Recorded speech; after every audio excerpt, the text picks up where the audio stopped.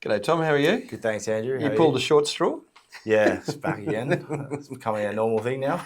Interesting. High Court knocked down the CFMEU, so administrators are there. Yep. I suspect this is the beginning of the end for the CFMEU. Yeah, you said it's a bit of a shame of what it's become. Well, it is. When I think about when I was a building construction lawyer 25 years ago, I think that there was more organised crime out in the building industry than there actually was in the CFMEU. But I think that's changed dramatically, and I think in Albanese's second term, he doesn't have the reliance on the CFMEU he had in the first term. Right. And their behaviour is appalling. So, I think it's all over for them. I think it's another BLF story of 30 years ago, and I think we'll see the same sort of headlines going for the next 2 or 3 years on it. Well, what will happen afterwards? It'll be deregistered to become an award-based organisation. There'll be reorganisation of another union that will cover it, right? Which is what happened after the BLF. But they've fumbled it so badly and behaved so poorly for such a protracted period of time. And the involvement of bikies and other people in the building industry, which are on both sides, both on the builders' side and on the union side, have meant that the average person who's a union member doesn't get represented anymore. There's criminal activity happening all the time. Anyway, bad luck for them, good luck for us. Let's move on to our first case, which is the pre-deed of settlement, which is the Ebot case. Now, yep. Tom, what are the key facts of this, mate? So the employee was a chief legal officer for the Aribba group, and he was accused of having sort of a combative style of communication. I don't think he was the most popular employee. No, he's earning a good week. He's on a good week at quite $400,000. Yeah. Him and his employer have come to an agreement that they will negotiate a settlement, basically, for him to part ways with them. Yep. They've gone back and forth on the terms, and he's agreed in principle to reach a final agreement. Yep. And then he's sort of dodged their communication. Yeah. So what they did after that, they reached an agreement on the fundamental terms as to what was going to happen. And when that happens, what you'd normally say is, look, these are the terms we agree on in the usual terms in a deed. So the employer produced a deed. Yep. And then for 19 days, he refused to take any correspondence, and eventually his employment was terminated. Yep. And he says, well, this deed is not this is unfair. There's a jurisdictional argument that occurred around whether he was an employee or not. This is not fair. And what the court said, relying on Masters and Cameron, which is a very simple piece of law, which says where there is an exchange of consideration in respect of an employment contract or termination of employment contract, that is, I say, Tom, I'll accept this, you say, I accept that too, even though it's not documented, that will be enforceable as a matter of law. And that's what happened here. They enforced the deed of settlement, although the deed had not been executed. And I think that's a real warning for people. When you're having these discussions, just be a little bit careful where you end up. If it's Tom and I, for instance, we're just using an example before we start where Tom says, I want to work 4 days a week. And I say, well, it's going to be a bit of hit on your pay, Tom. But Tom still thinks he's going to get the normal annual leave and all the other entitlements. There comes a stage where that level of uncertainty means it's not enforceable. But my point about it is you should never say we have a deal until the deed is done. Because you don't want to be relying on Masters and Cameron having a fight in court and spending huge amounts of money. Same as an employment contract. You should never make an offer in an email. You should say it's subject to the execution of the agreement. Yep. So here we are, all this time later, having a fight and spending a lot of money. What they should have done is sat down in front of him and said, okay, here's the deed. Let's go through it. Are you willing to execute it? Tomorrow is the date of execution. If you're not going to execute it, we're going to terminate your employment. So he understands there's nowhere to go. Was 19 days more than enough time? More than enough time, yeah. I would have thought so, more than enough time. All right, I want to talk to you about continuing obligations of employment. And we've got a case called Philippe Martin and Aken Partners. Interesting case. Yep. So this real estate agent was invited to attend a meeting, which was basically a disciplinary meeting to discuss misconduct and allegations of him underperforming. I'm pretty sure it was him. Yeah, that's definitely him. Unbeknownst to the agency, he'd already lined up another job that he was waiting to accept. He's gone in there and told them with no bad blood, no repercussions, that he just wants to negotiate a mutual separation. Yeah, mutual separation. During this, I think they agreed to it, but they didn't, in the course of all this, address the issue of his post-employment restraints. Yeah, so that not Which so much they must have didn't. been under his contract. Yeah, it was in his contract. It's not so much he wanted money and get out, and he thought he was having a bit of a win by doing that, but he failed to realise that his contract had all these continuing obligations like restraints. You know, in all your contracts, continuing obligations are things like restraints. They're like confidentiality clauses, all those things. And of course, when they went to impose the restraints on him, they sent a letter reminding him. He said, "Oh, they've dismissed him," and the court said, "Not a dismissal, mate. They're just enforcing their rights under the contract. Your agreement was not about that. It was about what you get paid when you leave." Yeah. So he made the big mistake of just overlooking this crucial. So we don't act for employees, and there's a whole lot of reasons why we don't. But again, if I'm an employer and I'm reaching mutual agreement, I always say, but do not forget there are continuing obligations. And I confirm what's happening in writing immediately when we do it. And I suggest you do the same because, again, you don't want to be in this place. It's a bit of free advice for the employees out there. Tom, what is wrong with the ANF? This is the Healthscope and the suspending of industrial action by the ANMF. I'll talk about this a little bit. This is a birth unit, okay? Yeah. Which has 7 particular birthing units for people. There's an adjacent hospital which is also owned by Healthscope. And the ANF wanted to have industrial action of a strike so that people who would attend to give birth, some of them because they were planned, some of them unplanned, they would refuse to provide services because no nurses would be available. And there was an honorarium system with the doctors. So the doctors only came in at the last minute for something that was going to occur. There was no care that could be given.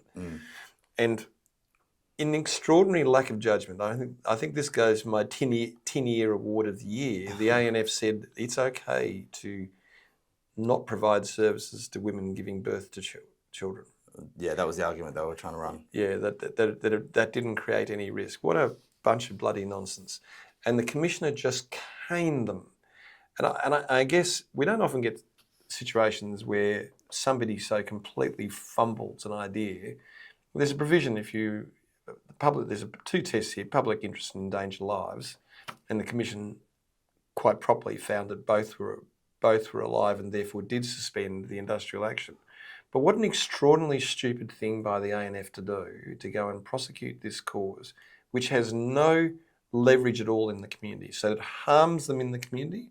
It harms their own members because their own members are now painted in black into a corner by their own behaviour.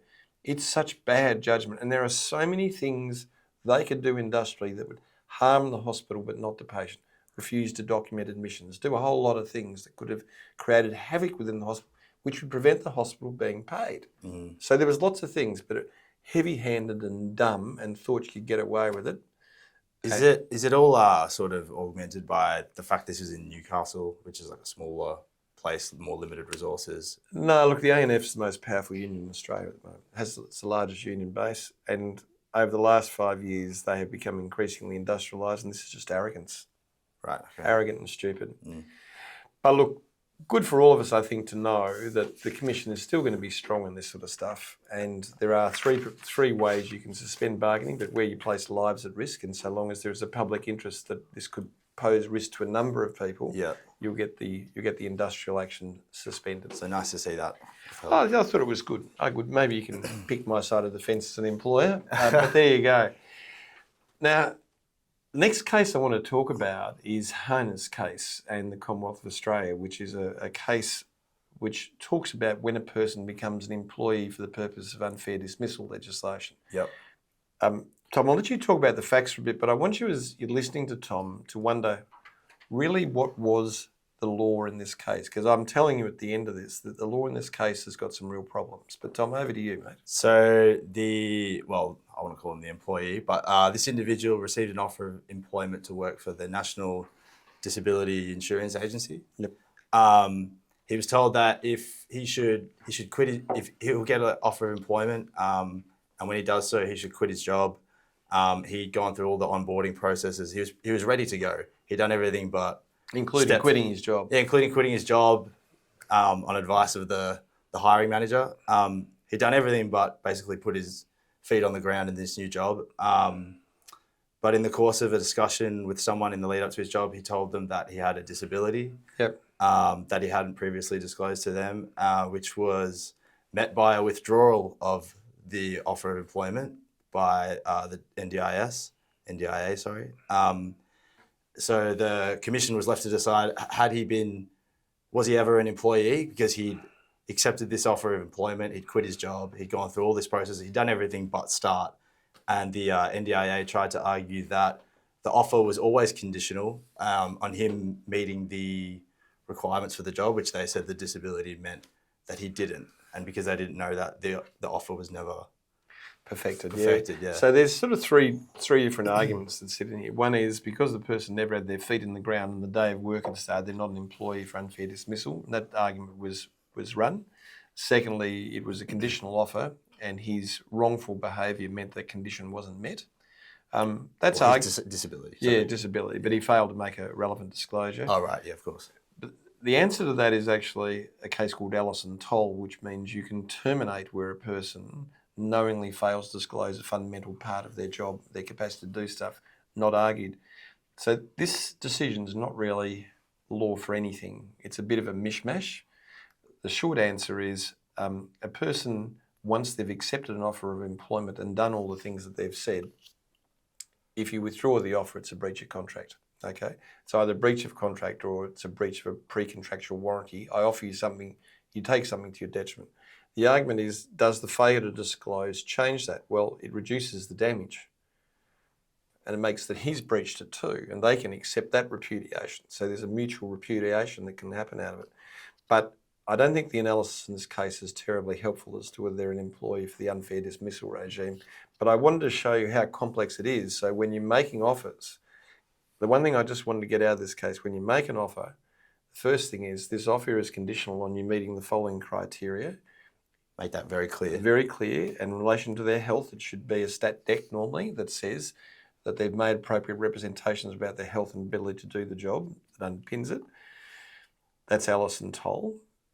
Secondly, that under no circumstances is an exchange of correspondence form a contract of employment. The contract of employment is only perfected upon the execution of the contract, and thereafter any failure is a fundamental breach in relation to their capacity. It becomes a lot easier when you get it right.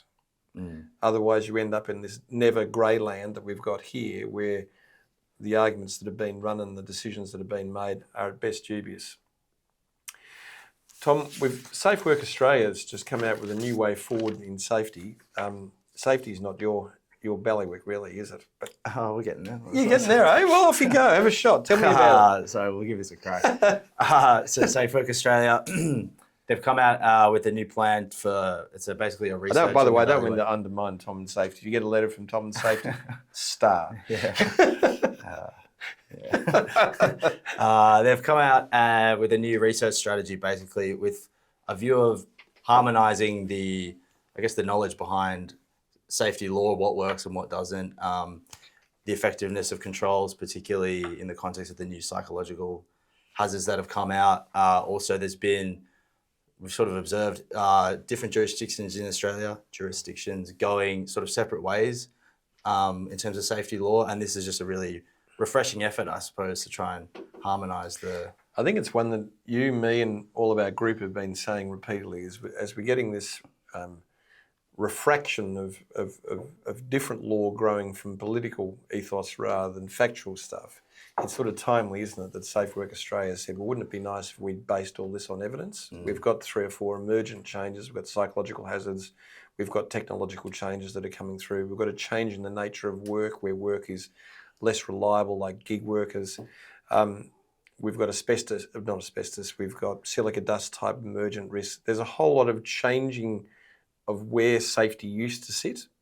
And it's probably time that as collectively, that all the states and territories started to agree what are the hazards, how should they be controlled, and what is a wrong, and what should happen when you are wrong, rather than the idiosyncratic method by which it's happening at the moment. So, what actually works? Yeah. To have these laws. Well, look at our workers' compensation system. What a laughable system where there's 7 different ones in Australia, and like we're an employer that's in 3 different states. We're subject to 3 different workers' compensation regime and 2 completely different safety regimes. And in respect of the one which is in South Australia and New South Wales, there's differences there as well, and there'll be increasing differences the way New South Wales is going under their current government.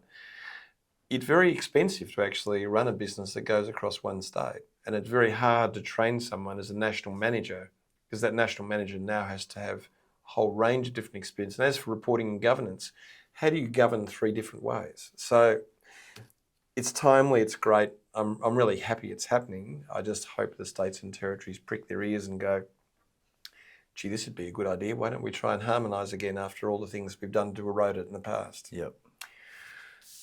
Tom, I thought I stuck this case in. It's a quite recent case, which is a termination of a teacher swearing or raising their voice at students.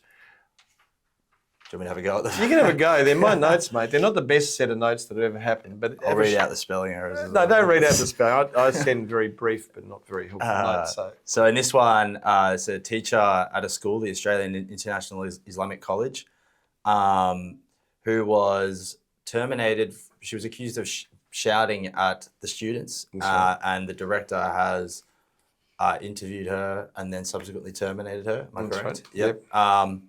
And is it the Fair Work Commissioner? Yep. Has found that she was unfairly dismissed because she wasn't treated fairly. Yeah. So look at weird. So what the teacher did is, prior to these allegations being made, had raised with 3 people, including the director, about his behaviour towards her, in quite a lengthy, detailed letter suggesting there was misconduct, which he eventually apologised to her in front when she was a support person in another matter. Yep. But from that moment on, things started to change, and an allegation was raised against her of screaming at students. An investigation of a kind was carried out, and it was found in the Fair Work Commission that the notes were contrived and not real and were not of the date they said they were. And that on the evidence of the students, there were many teachers who shouted and screamed a lot more than she did. And so the Commissioner utterly rejected the arguments of the school and found for her. Now, he did that the first time and it was quashed because he ordered reinstatement. This time he's ordered the maximum payment, again flawed, and it suggests Commissioner Crawford's the next AWU legal officer. Some of his comments, I've got to tell you, are a bit disturbing, and they suggest a bias which I would be uncomfortable if I was appearing for the school. Such things as, we can't be terminating teachers because there's a shortage of them. I'm not sure that's a relevant matter, to be perfectly honest. No, but it suggests a view that he formed, and because of their dishonesty, effectively, he's awarded the maximum amount. I think if this went back on appeal, it wouldn't go well for him the second time round either. And I think that sometimes your past, you should not wear on your sleeve like he has. It's not a terribly edifying decision.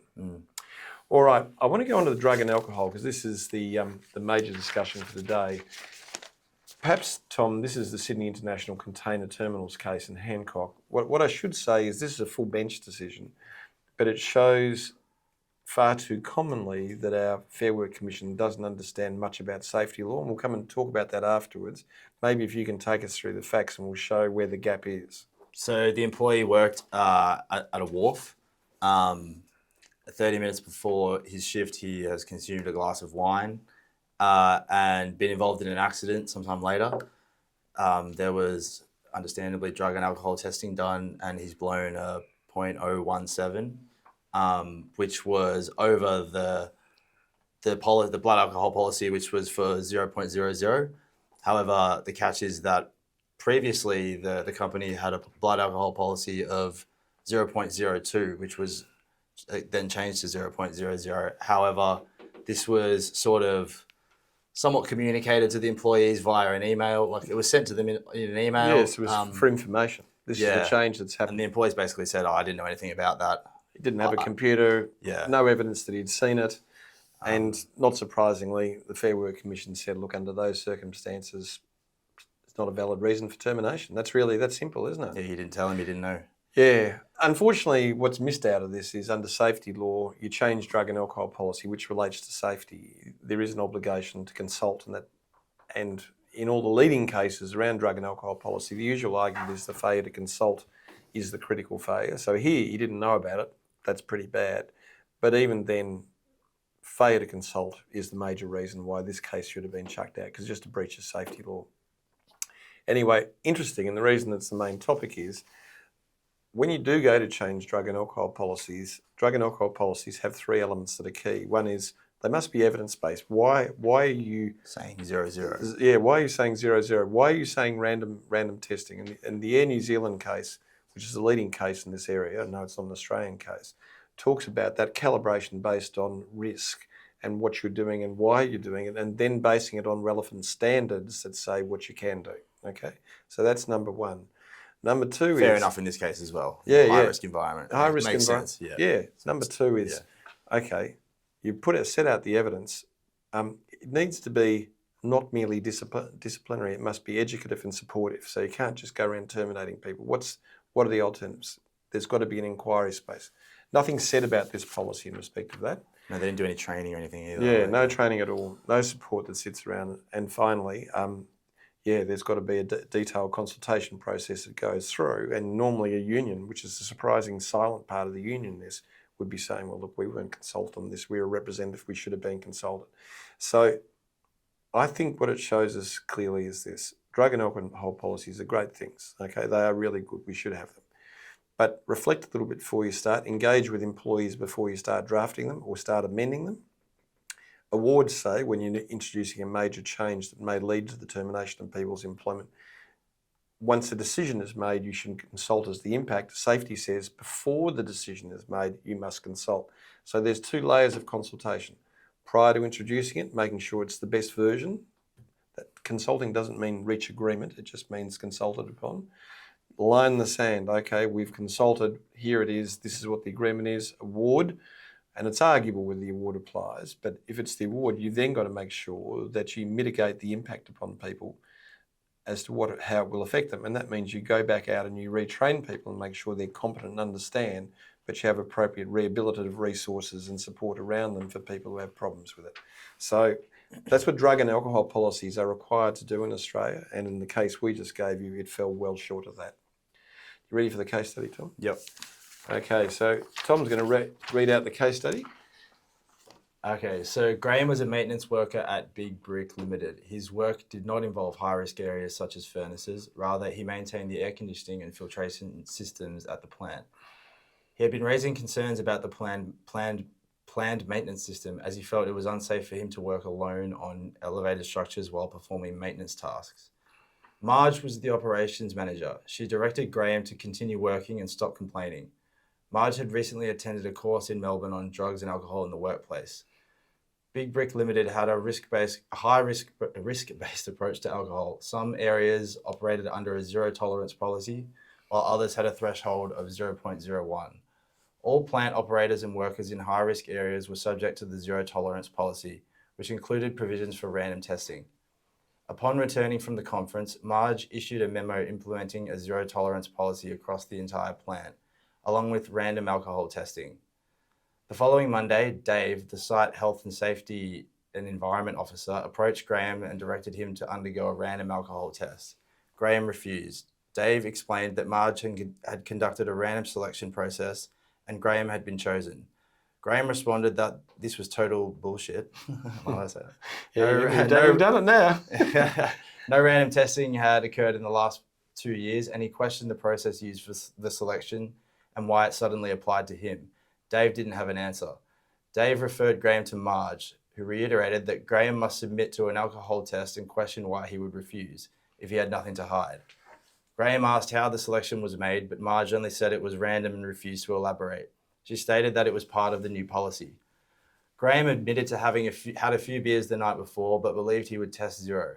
However, he felt he was being unfairly targeted and refused again.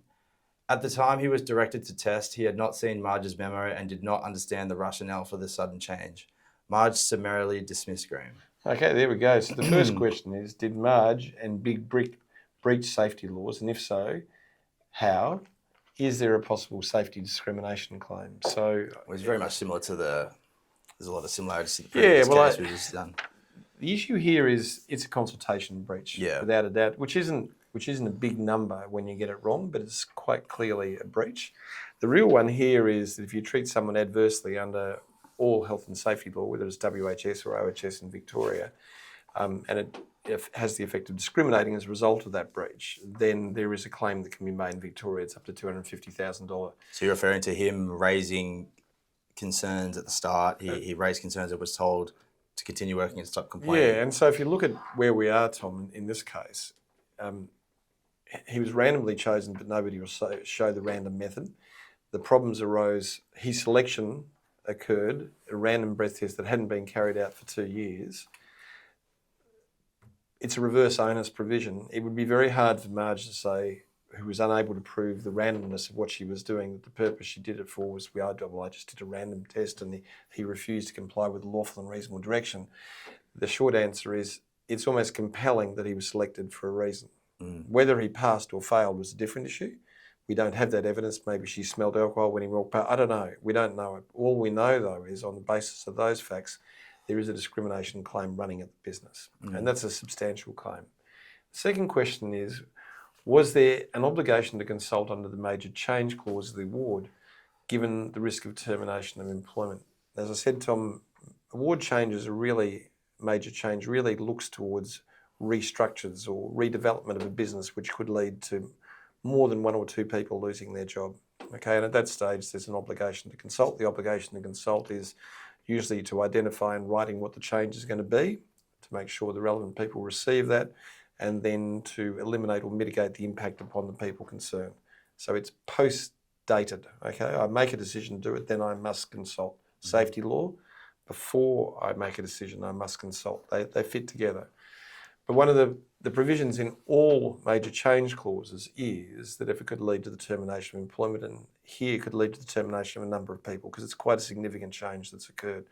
So I suspect the award does apply under these cases, and even if it didn't, you'd have to be stupid not to consult about it, wouldn't you? Yeah. So I consult to work out what is the right change.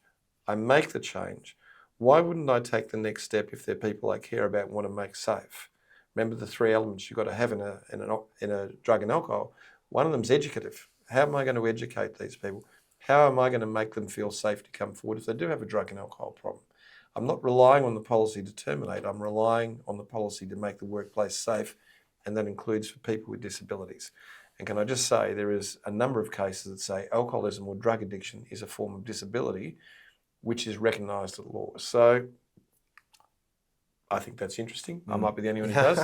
Does Graham have a strong claim for unfair dismissal? What do you think? I mean, clearly he's been dismissed, so there's that aspect ticked. And then the dismissal must be harsh. So it must be valid first. So is there a valid reason for termination? He breached a policy. The answer is I think they'd struggle to get over the line with valid, but undoubtedly it's not reasonable in the sense that it hasn't been consulted upon. It's not just because it doesn't comply with law, and it's harsh in the circumstance. So yeah, he's going to win on every ground, and then he's going to win on the procedural fairness general provision that exists as well. Yep. So he's got a good claim. What do you reckon about general protections? I hadn't thought about this, but you just mentioned the dependence on alcohol can be considered a. Look, you might get up. That's a really good point, but we don't know whether he had an alcohol-based disability. The real question is, he has raised a safety concern. Yeah. And if substantial reasons for his termination is the raising of that issue, and because of the evidence showing there's no proper basis under the drug and alcohol policy, and the lack of randomness about the selection, the failure to do random testing before, I think they'd be in strife. Yep. This is one you'd have to settle. All right, well, mate, thanks for coming along. You always get dobbed in at the last minute. You do such a good job. I'm very impressed. Don't tell them that. Thanks to Nina and Kim and Monette. Okay, guys, see you later. Cheers.